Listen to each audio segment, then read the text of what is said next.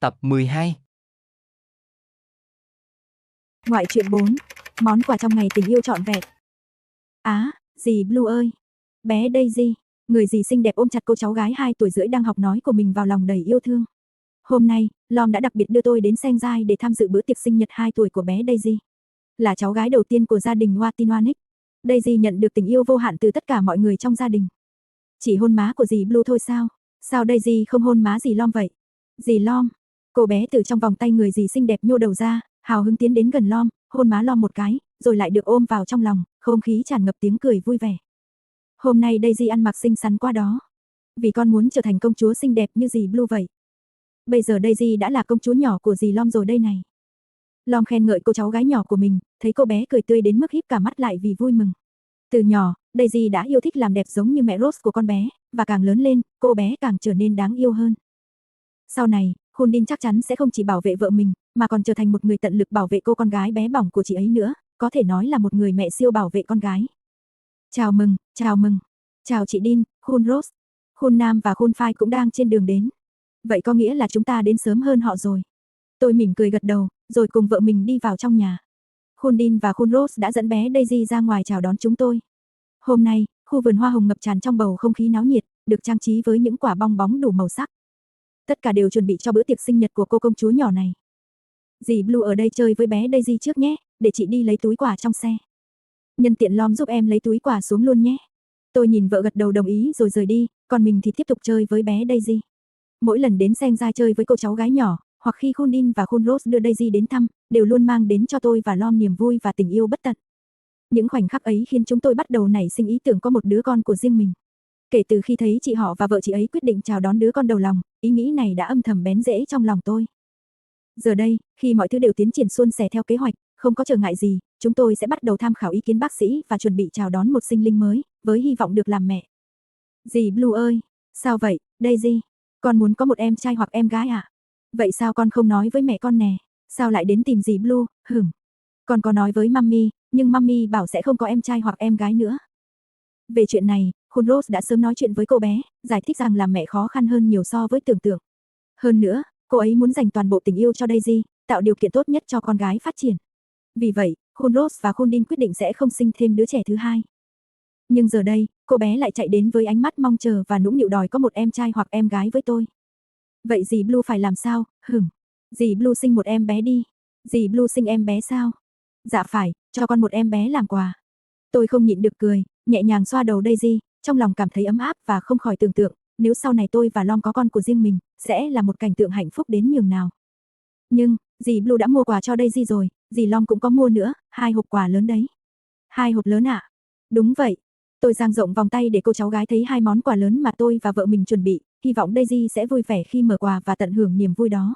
Nhưng, khi nhìn thấy cô bé chạy đến xin một em trai hoặc em gái làm quà, khiến tôi không khỏi cảm thấy vừa dễ thương lại vừa buồn cười. Về chuyện em trai hoặc em gái, chúng ta sẽ nói sau khi Daisy lên 3 nhé, được không? Dì Blue sẽ dẫn em trai hoặc em gái đến chơi với con ạ. Phải, dì Blue hứa đó. Yay, con yêu dì Blue nhất. Nàng dịu dàng móc ngoéo với cháu gái, nhìn Daisy vui sướng nhảy lên vì mong đợi. Có vẻ như, năm sau, nàng thật sự sẽ phải giữ lời hứa, mang một em bé đến để làm bạn với cô bé dễ thương này.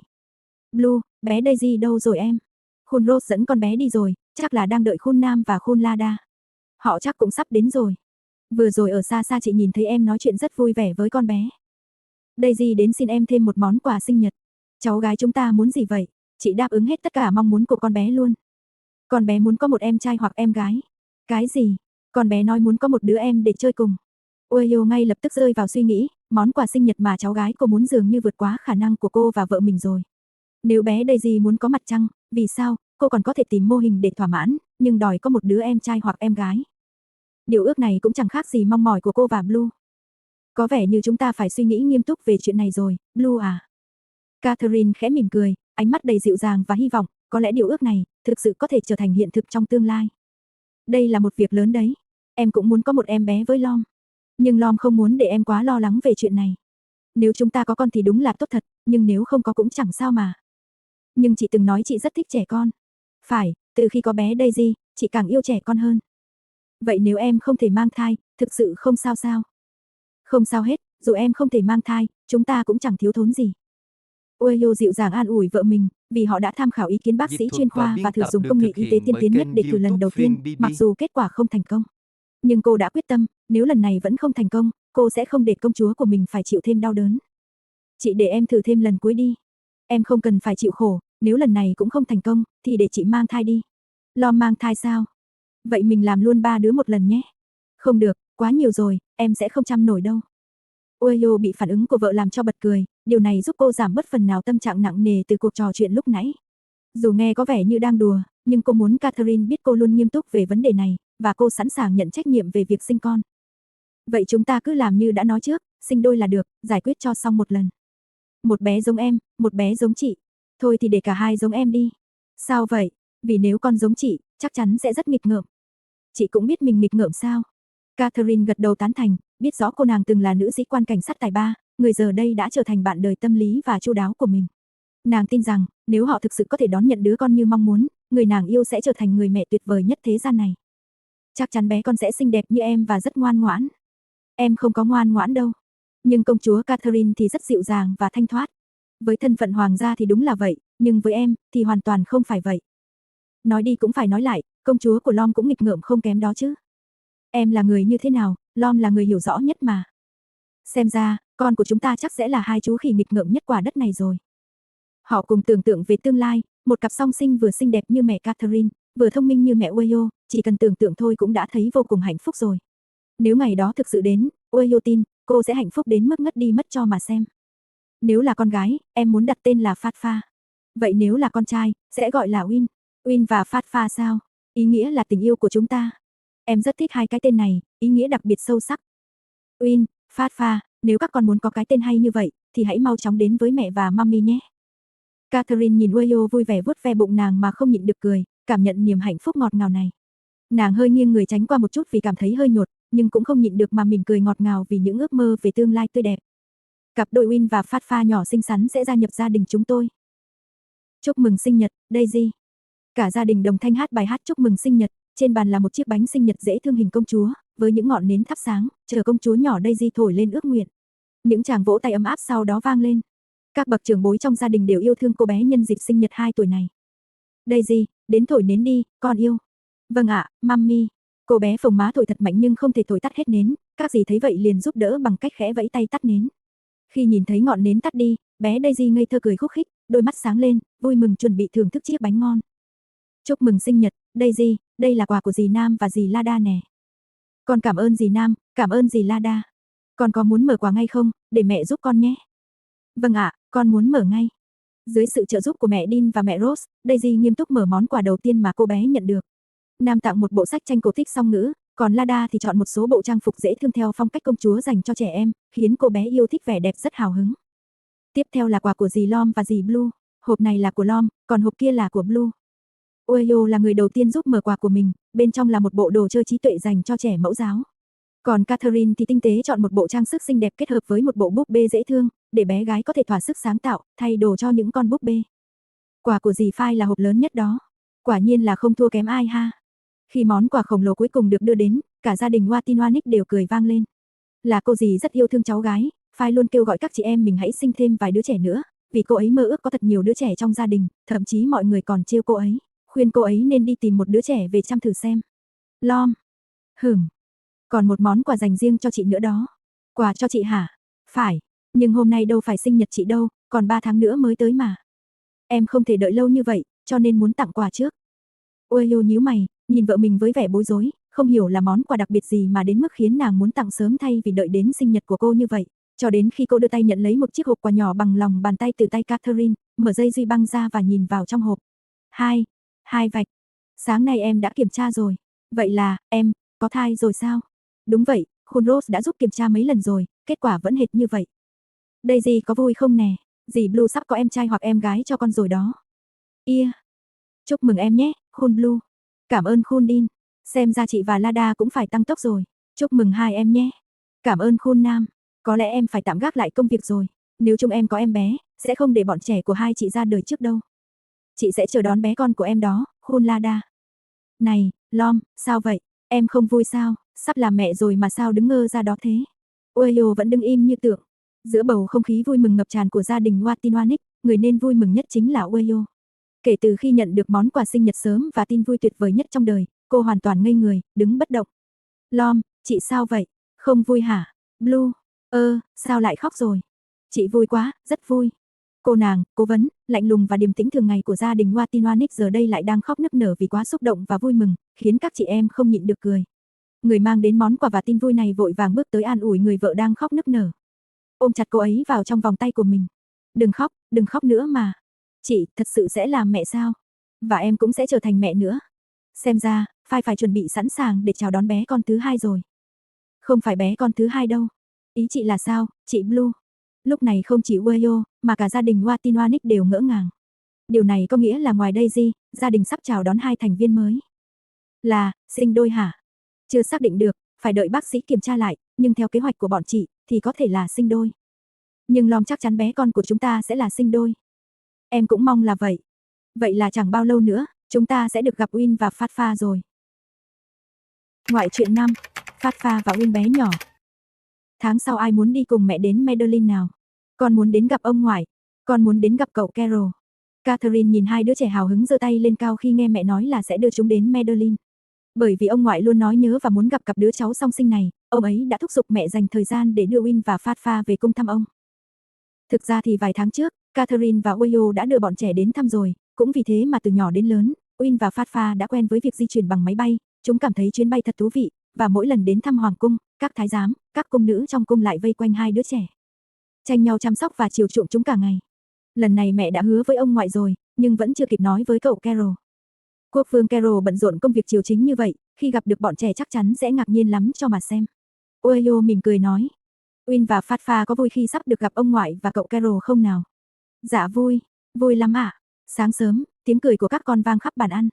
Gia đình 4 người chúng tôi lần này đi nghỉ dưỡng ở Hua Hin, bọn trẻ cũng gặp được dì Nam, người hiện tại bọn trẻ gọi là dì Hai tốt bụng, và dì Lada, người rất yêu thương bọn trẻ, khiến bọn trẻ càng thêm hào hứng. Nhưng trước khi đi dạo biển, Win và Phát Pha phải ăn xong bữa sáng đã nhé.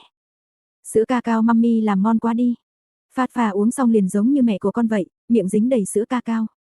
Ueyo không nhịn được cười, trêu chọc con gái, cứ hệt như bản sao của mẹ con bé vậy. Phát Pha vừa khen tay nghề mummy, vừa vô cùng hứng thú với thức uống, làm miệng dính đầy vết cacao.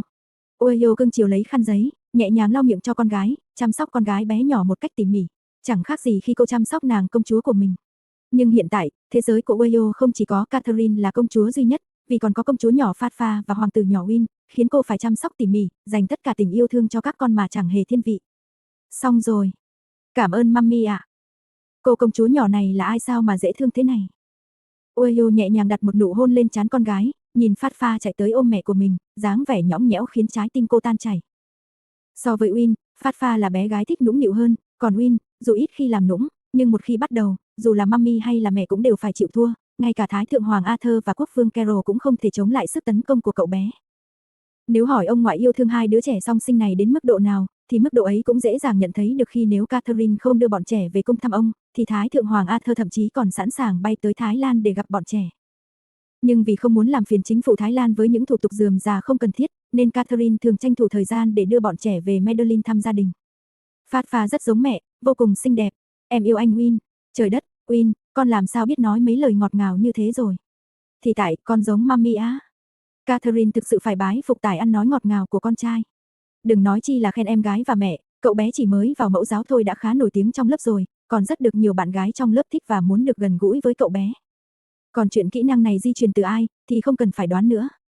Lom, lúc em không có ở đây, chị đã dạy bọn trẻ cái gì vậy? Chị có làm gì đâu. Liệu có tin được không đây? Tin được mà, nhưng mà phải công nhận, Win, đẹp trai, hệt như chị vậy, mới chỉ 3 tuổi mà đã có sức hút lớn như vậy rồi. Không chừng mấy năm nữa, em chắc chắn sẽ phải đau đầu đó. Bạn bè ở trường mẫu giáo đều thích anh Win lắm á, mẹ. Nhưng con không thích ai hết đâu, mẹ, con còn nhỏ, không muốn yêu đương.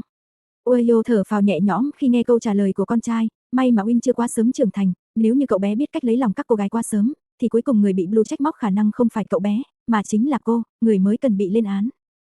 Rất tốt, Win, nghe lời mummy, lớn lên rồi hẵng yêu đương. Đến lúc đó, mummy và mẹ của con chắc chắn sẽ không phản đối. Anh chỉ được có một bạn gái thôi đó nha. Dạ, mummy, sau này con sẽ kết hôn với người con yêu. Khi nào các con lớn thêm một chút, cô sẽ kể cho Win và Phát Pha nghe, rằng tình yêu là sự trung thành và kiên định, nếu tìm đúng người, thì phải biết trân trọng, bao dung và nhường nhịn lẫn nhau, giống như cô và nàng công chúa của cô vậy. Trong suốt những năm qua, họ đã cùng nhau nuôi dưỡng tình yêu và hiểu biết để xây dựng cuộc sống này. Mà ngày đó còn xa lắm, bọn trẻ còn rất nhiều cơ hội để trưởng thành và học hỏi, nhưng Wayo và Catherine tin chắc rằng, dưới tình yêu và sự quan tâm của hai mẹ, công chúa nhỏ và hoàng tử nhỏ của họ sẽ lớn lên thật khỏe mạnh và hạnh phúc. Lâu đài cát nè, giống như nhà ông ngoại vậy đó. Phát pha, cái này gọi là cung điện. À, đúng rồi, nhà ông ngoại và cậu Carol gọi là hoàng cung. Mẹ là công chúa. Phát pha cũng là công chúa nhỏ của mẹ nữa. Vậy anh Win là hoàng tử à? Phải, anh Win cũng là hoàng tử nhỏ của mẹ luôn. Catherine trả lời khi hai đứa con đang tò mò nhìn mình. Cả bốn người cùng nhau xây một lâu đài cát thật đẹp trên bãi biển, cuối cùng đã hoàn thành mục tiêu như kế hoạch. Tuy nói là cùng nhau xây, nhưng thực ra 80% lâu đài cát là công lao của Wayo. Cô đã tỉ mỉ xây dựng một lâu đài cát tuyệt đẹp, hai đứa trẻ là trợ thủ nhỏ, còn Catherine thì luôn sẵn sàng làm người cổ vũ, động viên gia đình. Xong rồi, có đẹp không? Đẹp lắm ạ, Mummy là giỏi nhất. Mummy giỏi nhất thế giới này luôn. Vậy sao không khen mẹ của các con câu nào hết cả vậy? Mẹ giỏi lắm, mẹ giỏi nhất thế giới này luôn. Wayo nghe thấy những lời khen này mà không khỏi cười vui vẻ, nụ cười không thể ngừng lan tỏa trên khuôn mặt, và cô cũng không quên yêu cầu hai đứa trẻ khen ngợi người vợ xinh đẹp của mình. Sau đó, cô để các con chơi tự do, còn mình và Catherine thì ngồi một bên, yên lặng dõi theo. Đảm bảo bọn trẻ không rời khỏi tầm mắt. Blue, em có hạnh phúc không? Em rất hạnh phúc. Chị cũng vậy, hạnh phúc của chị lớn như cả thế giới vậy đó. Tôi nhẹ nhàng nắm lấy tay vợ, nhìn nàng với ánh mắt tràn đầy tình cảm và trân trọng, xem nàng là viên ngọc quý giá nhất trong cuộc đời tôi. Dù hiện giờ gia đình nhỏ của chúng tôi đã có thêm Win và Phát Pha, nhưng tình yêu của tôi dành cho nàng chưa bao giờ vơi đi, mà ngược lại, nó ngày càng sâu đậm và ấm áp hơn bao giờ hết. Cảm ơn em, Blue. Lom có phải đang xúc động không? Chị chỉ cảm thấy vô cùng hạnh phúc thôi. Em cũng vô cùng hạnh phúc. Thật mãn nguyện khi chúng ta có được như ngày hôm nay. Nhưng đừng khóc trước mặt các con đấy nhé, nếu không bọn trẻ sẽ hoảng lắm đó. Blue. Chị không phải là người hay khóc đâu. Dù có phủ nhận thế nào, em cũng rõ chuyện này nhất mà. Catherine nheo mắt, lộ ra vẻ nhìn thấu hết mọi chuyện. Dù sao thì, nàng và Wayo đã sống bên nhau suốt 7 năm, cùng nhau trải qua mọi thăng trầm trong cuộc sống. Dù là 10 năm, 20 năm, hay thậm chí lâu hơn nữa, cho đến khi bọn trẻ trưởng thành, nàng vẫn mong muốn luôn được ở bên người mình yêu. Chúng tôi sẽ yêu nhau, bên nhau, cùng nhau đi qua những tháng năm dài. Chị yêu em, Blue. Chị có còn nhớ lần đầu tiên chị nói, chị yêu em, với em không? Chị nhớ, nhưng đã nhiều đến mức không đếm xuể rồi. Em cũng yêu chị, Lom. Chưa bao giờ chán nghe câu này. Yêu chị nhất, em nói thêm lần nữa đi, chị muốn nghe từ yêu thêm mấy lần nữa. Tôi mỉm cười, ôm chặt công chúa của mình vào lòng, trân trọng như bảo vật. Tôi vẫn yêu nàng như thuở ban đầu, tình yêu không bao giờ giảm đi, mà nhiệt huyết thì vẫn nguyên vẹn. Từ giây phút đầu tiên yêu Blue cho đến hiện tại, trái tim tôi chưa bao giờ thay đổi. Chỉ có sự thay đổi duy nhất chính là gia đình chúng tôi từ 2 người nay đã trở thành 4 người, thêm nhiều hạnh phúc trọn vẹn. Cũng giống như giờ đây, Win và Phát Pha vội vã chạy lại, ôm chầm lấy mẹ Lom và mẹ Blue, không ai chịu thua ai. Vì vậy, mẹ Lom và mẹ Blue cùng ôm chặt hai đứa trẻ, không muốn buông ra, cứ thế đắm chìm trong hạnh phúc giản đơn như vậy. Mẹ ơi, con muốn ra biển chơi. Win, con có muốn chơi cùng em gái không? Con muốn tắm biển, mẹ. Lom, chị đưa bọn trẻ đi tắm biển đi. Đến biển mà không xuống biển thì đâu có tính là tắm biển. Đi thôi. Wayo cười vui vẻ, ôm Win vào lòng, còn Catherine thì bế Phát Pha sát bên mình. Hai người lớn nắm tay nhau, cả gia đình 4 người dạo bước trên bãi biển vào lúc chiều tà, tiến về phía biển. Các con cuối cùng cũng được thả tay, đùa nghịch cùng sóng biển trong tiếng cười vang vui vẻ. Blue. Chuẩn bị nè. Lom, áo của em ướt hết rồi. Mummy không được bắt nạt mẹ của con. Win, con sẽ giúp Mummy bắt nạt mẹ chứ hả? Anh Win không được bắt nạt mẹ nha. Thôi nào các con, Mummy và mẹ đều ướt hết cả rồi. Cuối cùng, cuộc chiến vui nhộn trên bãi biển đã nhẹ nhàng diễn ra trong gia đình ấm áp này. Công chúa xinh đẹp và hộ vệ trung thành cùng nhau bảo vệ công chúa nhỏ và hoàng tử nhỏ. Các con đang lớn lên từng ngày, và hạnh phúc của gia đình 4 người cũng không ngừng gia tăng. Trang cuối cùng của câu chuyện vẫn là những tình tiết quen thuộc, chỉ khác là, lần này có thêm nhiều tiếng cười và sự ấm áp, mang theo đầy ắp hạnh phúc của gia đình 4 người. Cuối cùng, công chúa Catherine Blue Delena và hộ vệ trung thành Wayo Watinoanic đã sống một cuộc sống hạnh phúc bên nhau cùng công chúa nhỏ và hoàng tử nhỏ của họ.